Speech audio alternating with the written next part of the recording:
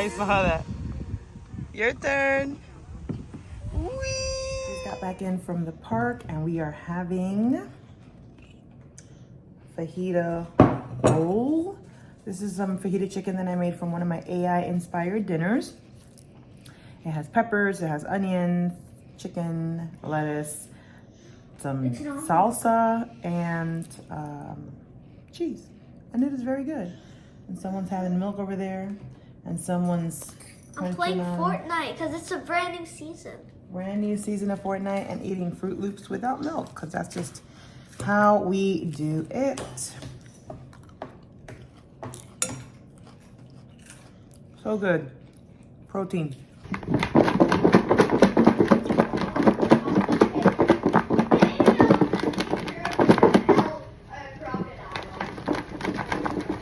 All right, guys, this is my first time doing an artificial intelligence inspired dinner. You're like, what the heck? So I don't feel that I'm the greatest cook and I struggle. So I prompted ChatGPT to give me 30-minute easy sheet pan dinners. It gave me 5 of them because I wanted them for a whole week. It gave me the grocery list that I used and then, you know, the measurement of the recipe. So let's see how it turns out. All right, guys, it is done. It took me 10 minutes to cook. So we're gonna take a shrimp. Let's go over here. Okay, let's see. Oh my Lord. Oh my Lord. Wow. Wow. Okay, now time to try an asparagus spear. Okay. Okay. Okay, here we go. Jesus. Hallelujah. Wow. Thank you, AI. I feel like a chef. Happy Monday. Second week of radiation starts today. I'm chilling here with co-host. Say hi, co-host. Guys, if you did not know, she has a channel. Go check her out. Go subscribe right now. And unsubscribe to her channel. Yes, if you are not subscribed to my channel, hit subscribe right now. Unsubscribe. Not Only unsubscribe. Subscribe to my channel. No, subscribe to both of us. Let's get this week started, y'all. I am so tired. Woo! Lord, Father God, help me. I'm so cozy right now. We're just lounging on our Chase couch. She's super warm. Are you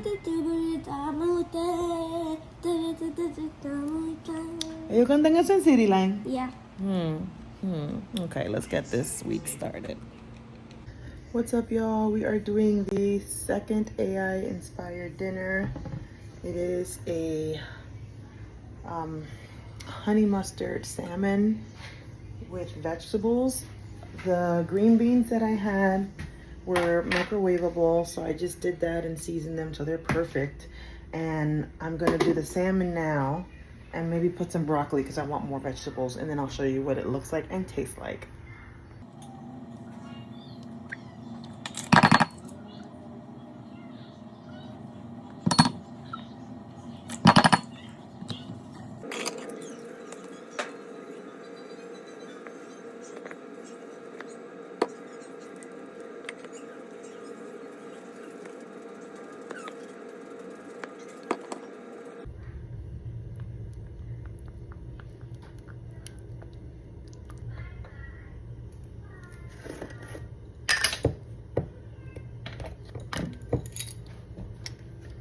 One teaspoon. I'm using my 1/4 teaspoon because it's clean, so I'm gonna do 4 of these. 1, 2, 3, 4. 1 teaspoon. All right, I've got my handy dandy brush and the little seasoning mixture, and here are the salmon fillets that we're going to season. So let's do it. All right, I've got half a bag of broccoli florets that I've been wanting to use, so we're just gonna throw it onto the pan. And do you see my hair? Man, My name is Rapunzel. All right, there's the sheet pan. Going in for 15 to 18 minutes on 425. All right, y'all, there she is. We got the broccoli, we got the green beans, we got the salmon, and we made some quinoa. So let's go eat and see what this tastes like. Okay, so it smells really good.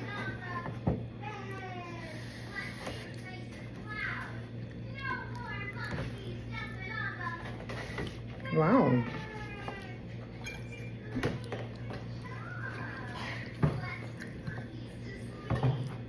Pretty good. With the green beans and quinoa, broccoli. Hey, it's dinner. The shrimp yesterday, though, right now has been my favorite. That was really good. But this one, thank you, AI.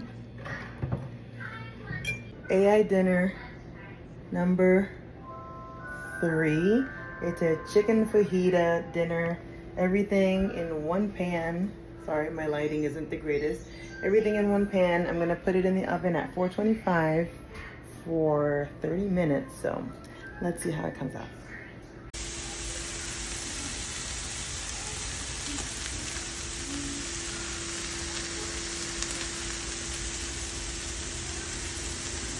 All right, y'all, so I made some smash burgers too, because we're trying to cook what we have in this house.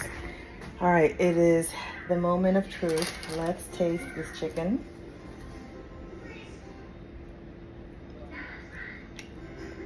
Holy Lord, you are real. Mmm. Good, real good. What's up? It's Wednesday, the 6th, and it is going to be my 8th radiation this afternoon. I'm leaving in about an hour. I haven't really been wanting to vlog much this week. You know, no reason, not just sometimes you want to vlog and sometimes you don't. But I figured it's the middle of the week, so why not pick up the camera and talk a little bit. So I just got back from the dentist, and my dental appointment was supposed to be tomorrow at 10 o'clock in the morning.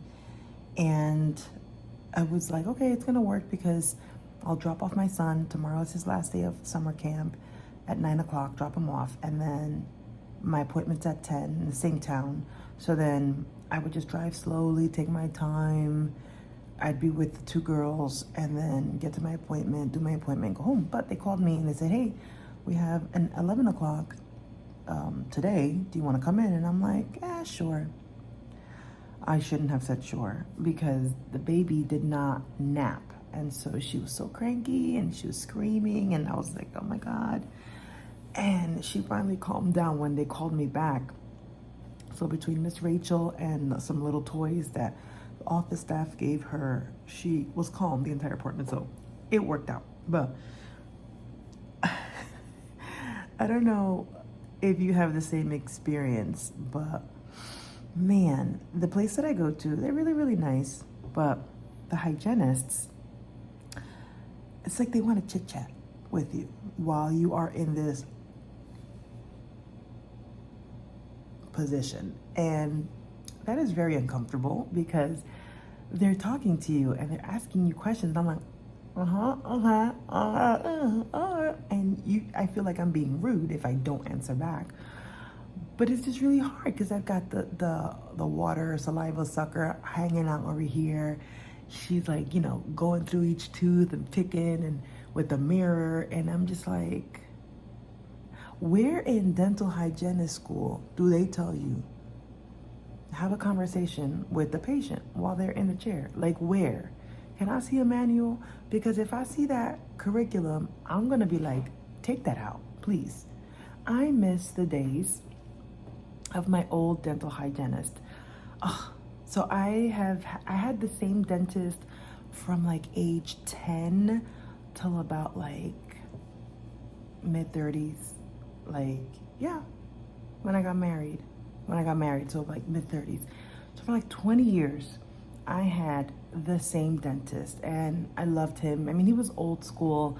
He had old school x-rays and it was an old school office, but it was all that I knew because I was 10 when I started going to him. And then his dental hygienist, God bless her, I hope she's okay, but she was like an Eastern European woman, a woman of not many words. She'd be like, sit down, open mouth, x-ray. And I'm like, okay. And I got used to that because I absolutely love the fact that she wouldn't talk to me. She would just do her job and it would be done. But these new hygienists, they have a tendency of wanting to chit chat. And I don't want to chit chat. So that's very, very annoying. But that's what happened this morning. All right, so I'm in my car waiting to go into radiation and I'm just doing some thinking as I'm driving and just feeling just incredibly stressed out. Why do I feel incredibly stressed out? Just because every day feels like a hustle and bustle. Every day feels like, oh my God, get up, go, do. And so I got this little sun thing. I don't know what it's doing. Whatever. So this constant feeling of I should be doing something. I should be going somewhere. I hate that feeling. Even like when I was eating my lunch, I'm always in like this posture, like where I'm not sitting back and enjoying the moment. I'm kind of just always like this. And I hate that feeling. What made today stressful? You know, getting up is stressful because you got to get up the kids, and my son's real easy to get up. He gets up on his own. The baby is just always happy when she gets up. My daughter is a whole other case. We're trying to get her back into the swing of school.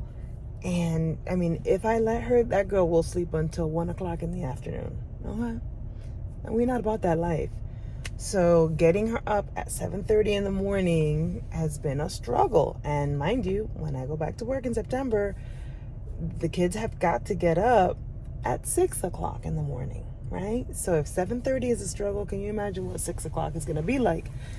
So you got that stressor. Then my son, who is, high functioning autistic, still needs to be told to put his sneakers on 10 times.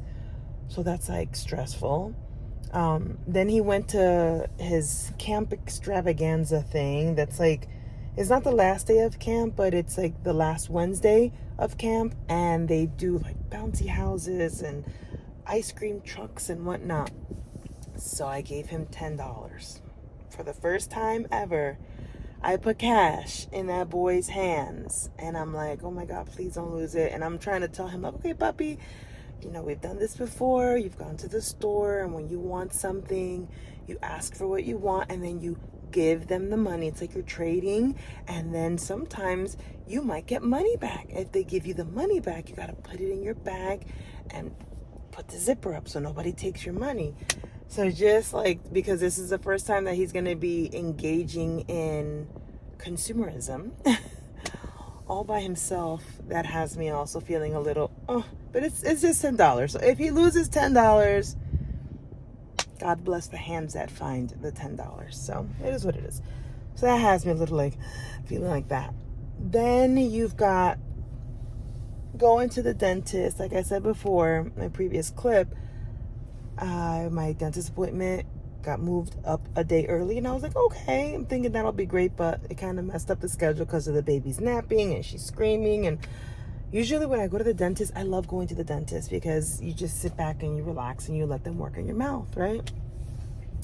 But because the baby was screaming before I went in, and then she finally calmed down, I'm nervous, and I'm sitting there like with my ears waiting for a scream. And I told the hygienist, I said, if the baby starts screaming, I'm going to cut the appointment short and we're just going to call it what it is, She said, okay, don't worry.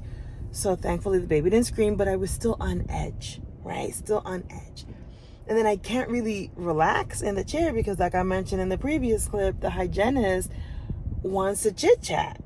And I'm just like, oh yeah, okay, while she's working in my mouth, so I can't really relax. I really do miss my old dentist because literally they wouldn't talk to me, and I like that. Can I tell you a secret? Can I? I'm gonna tell y'all a secret. So COVID sucked 5 years ago. Okay, some people lost a family member, some people lost many family members. Some people got sick to the point of, they're still having issues 5 years later.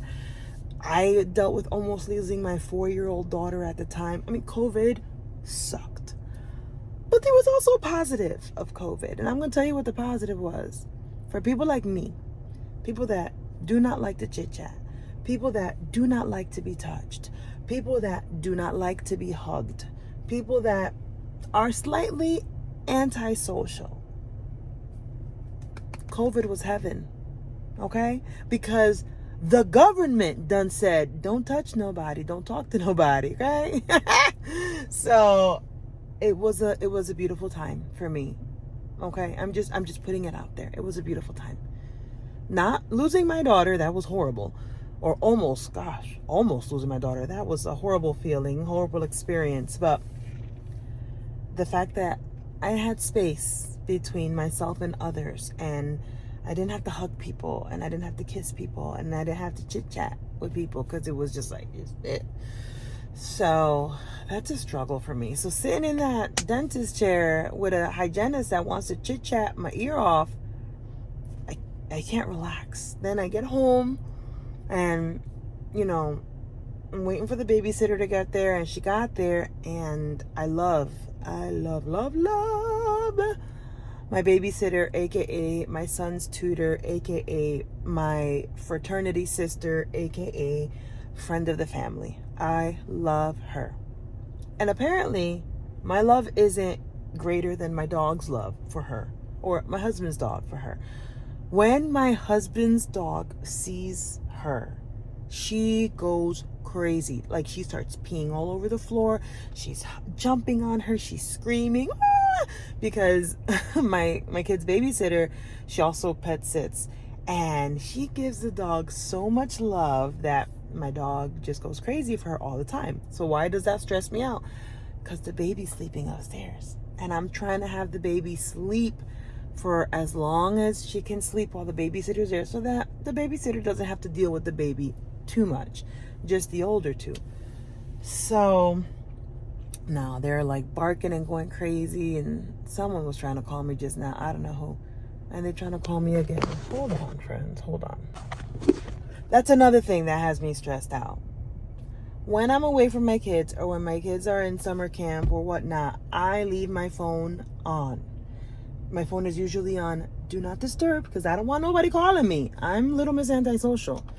But when I'm not with them, I always leave my phone open so I can receive calls. And then it irks me when I get calls from area codes from where I live, area codes that look like, oh, this might be one of the camp counselors. Let me pick up. Oh, this might be the doctor. Let me pick up. And I pick up, and it's these people with foreign accents. I'm not going to say which one because I'm not trying to offend nobody. But it's people with a foreign accent talking about they got American names. You know that your name ain't Kathy, okay? Or Bill, with the foreign accent that you have. Lord forgive me if I'm sounding a little off right now, but it pisses me off because they're scammers. They're absolute scammers. And so now you are wasting my time. I've picked up this phone call thinking that it's from my kids, and you're trying to sell me some solar panel nonsense, and I hear a bunch of other people talking in the background. Now you in a room with other people scamming people, so that annoys me. So yes, during the day when my phone has to be off of do not disturb, it causes me stress because I'm like, okay, let me pick up the call. It might be something for the kids. I pick up the call, and then you're going to sit here and waste my time done telling me that your name is Kathy when you know your name is not Kathy. Okay? Please, stop it. Stop it. Continuing, and then the other stressor, like I was telling my husband last night, It is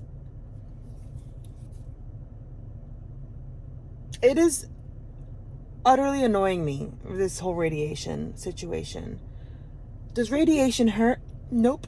I don't see anything. I don't feel nothing.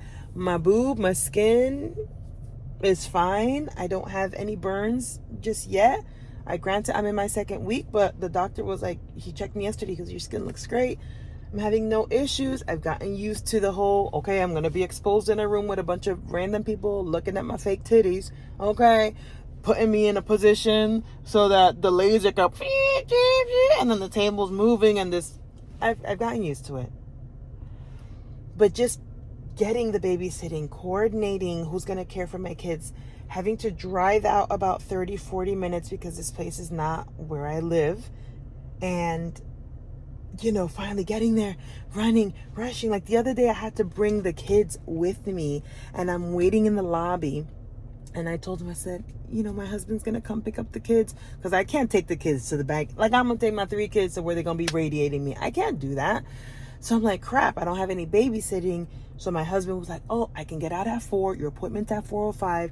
If you could just hold on a little bit, I'll go get the kids. Thankfully, they were running late, number 1. And number 2, the receptionist, who's like the sweetest girl ever, she's like, they're ready to take you unless you want someone else to go in front of you. I'm like, let the other person go before me. So she let 2 patients go before me. And it worked out beautifully because then my husband showed up like the savior and Superman that he is. He picked up the 3 kids and he went home. And I got to do my radiation therapy. So every day feels like that. Every day feels like a... And then when I get home, I'm like, oh, I can rest, I can relax. And then it hits me at night. You got to do this all over again tomorrow. And it sucks.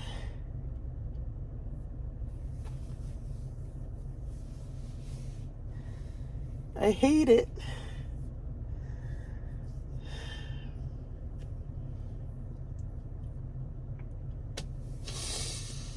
Haven't cried in 2 days, so I guess this one is... I'm a crybaby if you haven't realized, okay? So just the feeling like I'm constantly in go mode. It's tiring. It is really, really tiring. Really tiring. And I was so grateful when the doctor shaved off 2 therapy sessions. So instead of having to do 25 rounds of radiation, whatever, I have to do 23. And I'm grateful for that because I'm supposed to end radiation on the 29th of October. You hear me? Jesus Lord, I don't even know what month it is.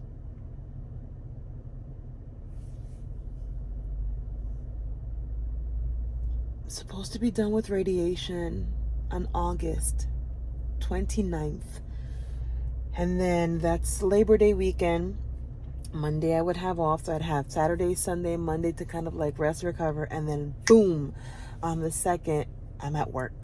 I'm at work for convocation and professional development, setting up my classroom, like, and the stress of the start of the school year is already a huge stress in and of itself. Like, I can't wait to retire. I am officially 3 years or 2.5 years away from retirement, but I'm going to work for 5 more years just to, I did the math and the numbers are just a little bit better if I work 2 years past my, 3 years that I can leave. I could leave in 2028. I can be retired. That's an early retirement with just, with a penalty, but I'm eligible for it.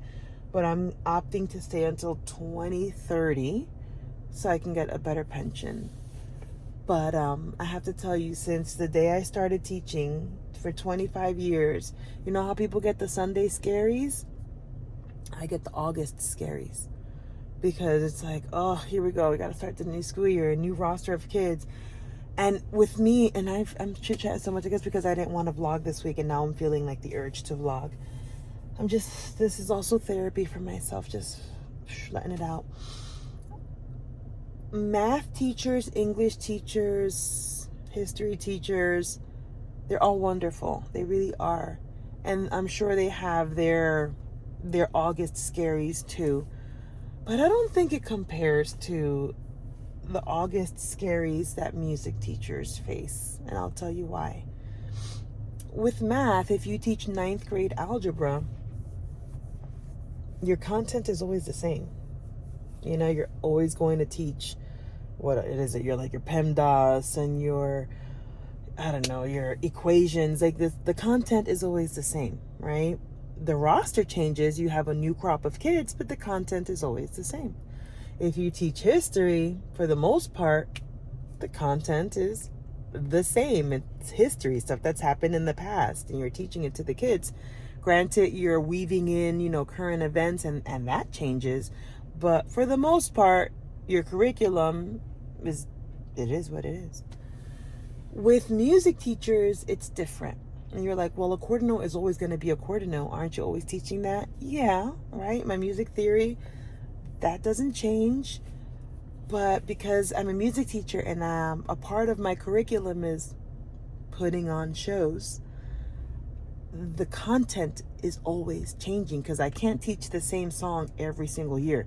The only 2 songs that are the same every single year, in and out, is the school song, our alma mater, and the national anthem. That doesn't change. But everything else changes.